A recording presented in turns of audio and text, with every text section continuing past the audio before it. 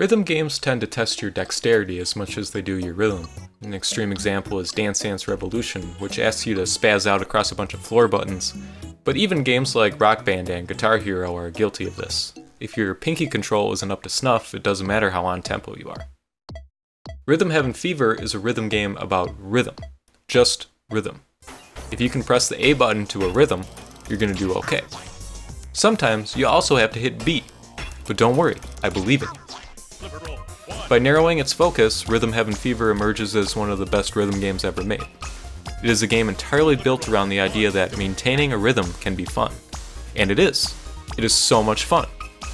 Here's why I think it succeeds in this mission. First of all, it has personality for days. Each of the 60-ish levels features its own unique premise and art design, which means that it never feels like you're just picking songs from a list. On your journey through the game, you will high-five monkeys, interview luchadors, go golfing, and play badminton in biplanes. None of the levels last more than a few minutes, which means that you never get the chance to get bored. There's always an entirely different challenge around the corner. This happens within the levels too. Usually the first half of a level establishes a basic rhythm for you to follow.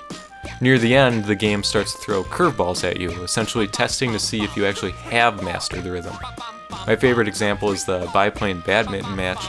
Though the level starts out with you and your partner side by side, your buddy likes to jet on ahead at random times. Suddenly, your visual cue becomes much more difficult to decode. Throw in changing lighting and a bunch of dickish clouds, and suddenly the difficulty ramps up considerably. If you have the rhythm down, it's no problem. If you don't, you start to learn very quickly where your deficiencies are. It helps that the game does a good job of letting you know where you're going wrong.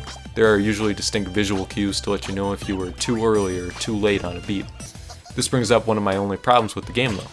In order to pass a level, you have to do well enough. How good is well enough? The game doesn't tell you. It also doesn't offer an easy way to start a level over other than quitting out and relaunching the level.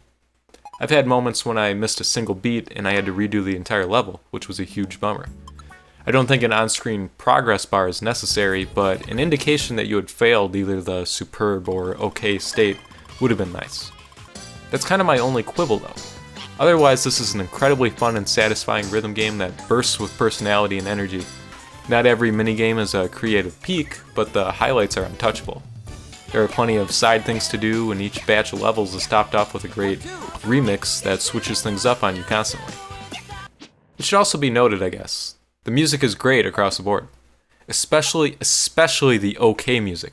I could jam on it for hours.